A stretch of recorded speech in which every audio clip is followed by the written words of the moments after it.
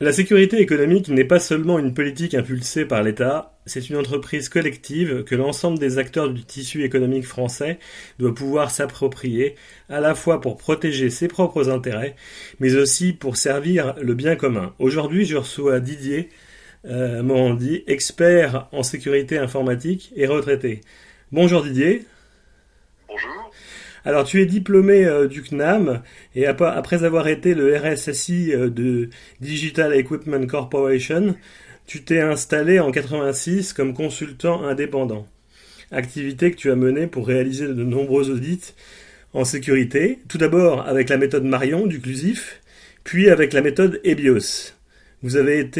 Tu as été, pardon, ensuite le responsable de la filiale française de Binomial, société américaine éditrice du logiciel Plan Builder, outil donc incontournable pour produire et maintenir des plans de secours en cas de sinistre.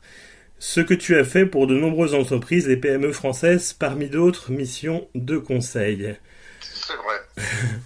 Alors Didier, en fait, on assiste actuellement, et même depuis quelques années, en fait, à une multitude d'attaques cyber qui touchent tous les secteurs, hôpital, administration publique et autres, ce qui nous amène à nous poser la question du système de défense français via la protection des entreprises contre la cybercriminalité.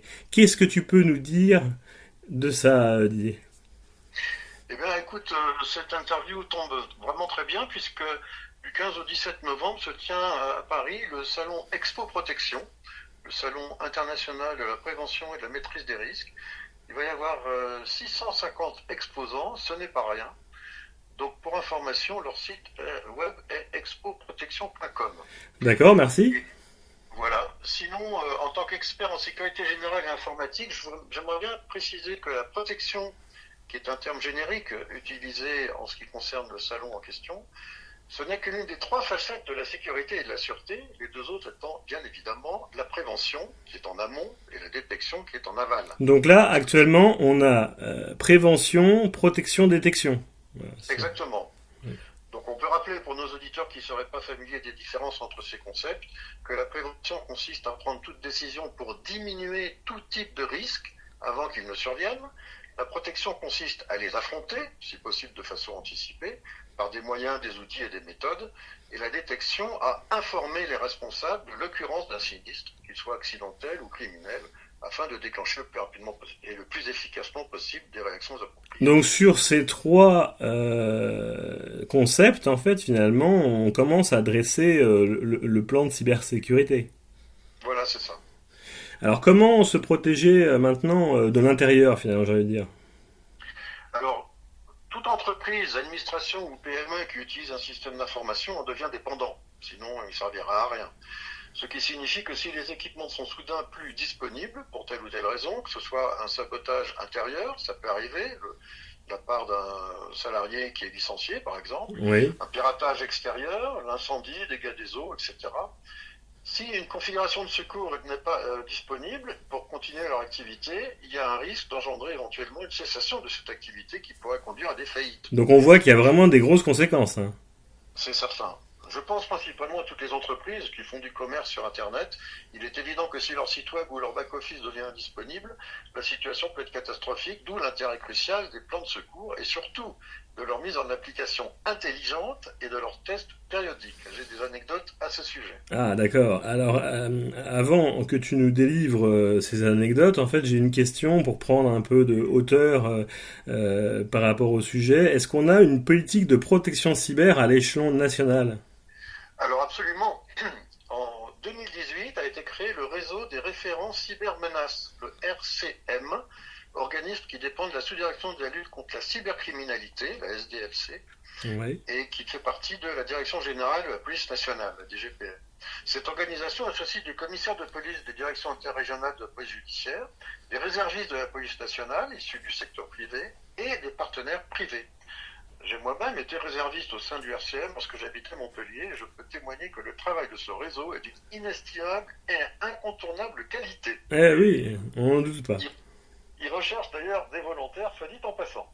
Pour en savoir plus, il suffit de consulter le site Police Nationale RCM en rentrant ces termes dans la barre de recherche de Google et vous aurez arriverez sur le site de la SDLC qui vous informera sur le réseau des référents cybermenaces. Alors pour continuer sur les cybermenaces et l'attaque en fait sur les systèmes d'information, si tu étais, rêvons un peu, nommé directeur de l'ANSSI, que ferais-tu?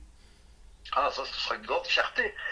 Le site de l'ANSSI, l'Agence nationale de la sécurité des systèmes d'information, a publié le 26 octobre dernier, donc c'est pas vieux, un communiqué annonçant que l'ISO a publié une révision d'une norme qui demande de mettre en œuvre le principe EBIOS Risk Manager. Et EBIOS Risk Manager, c'est un logiciel De gestion des risques. procédure que tout le monde connaît si on est dans le monde de la sécurité, Oui. qui a remplacé Marion et Mélisa depuis longtemps, et qui est essentiel pour la création de tous ces plans de secours.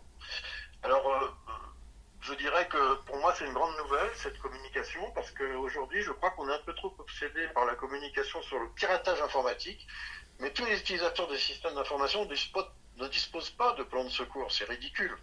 Le plan de secours fait partie de la prévention. Les dirigeants doivent toujours pouvoir se dire si quelque chose se passe, on pourra quand même continuer à travailler. Donc le plan de secours, c'est le plan B, en fait. C'est le plan B, finalement. Le plan de secours, c'est la liste très très détaillée de toutes les actions à mettre en œuvre pour protéger un système informatique et surtout le remettre en route s'il y a un sinistre. Mais pour répondre à ta question, je crois que le directeur actuel de l'ANSSI, M. Guillaume Poupard, bien connu, a fait un travail fantastique pendant les 8 années qu'il a passé à la direction de l'association. Au début de l'année, il a annoncé son départ proche, mais j'ai pas encore été contacté par le Premier ministre de l'ANSSI pour lui succéder. Bravo. Alors, en dernier lieu, en fait, si tu peux nous raconter les anecdotes dont tu nous as parlé en fait en milieu de partie, est-ce que tu peux nous dire, qu'est-ce que tu peux nous dire à travers 2 anecdotes sur le sujet? Alors, concernant les plans de secours, avant de concevoir un plan de secours, on conçoit un site de secours, ce qu'on appelle un site de backup. En général, ils sont externalisés chez des sociétés spécialisées qui créent des sites de backup et qui reçoivent ensuite les bandes magnétiques de leurs clients pour pouvoir repartir en cas de sinistre. Et quand on crée un site, on réfléchit au risque, et il s'est passé quelque chose d'absolument étonnant que le monde entier connaît, c'est la catastrophe de Fukushima. Oui. Pourquoi ça a été une catastrophe? Parce que les groupes électrogènes qui étaient censés activer les procédures de secours en cas de panne étaient situés au sous-sol. Ah oui, tout le monde ne le sait pas, ça. Les premiers à être inondés au moment de l'arrivée du tsunami. Parce qu'on a on a beaucoup entendu sur cette affaire de tsunami et de Fukushima, mais cette information-là, en fait, a dû être relayée, mais c'est très très bien en fait que tu puisses nous en faire part. Alors, pourquoi c'était essentiel de ne pas faire ça? Pour la bonne raison que quand on a une panne de courant, ça pose des problèmes à des réacteurs nucléaires, tout le monde le sait. Et donc les backups délivrés par les groupes électrogènes sont la solution numéro 1 pour pouvoir démarrer le plan de secours qu'ils avaient bien sûr, puisque tout site nucléaire a un plan de secours. D'accord. Et donc là, l'erreur a été de construire, d'installer ces groupes électrogènes à sous-sol. Alors, tu avais également une deuxième anecdote, me semble-t-il?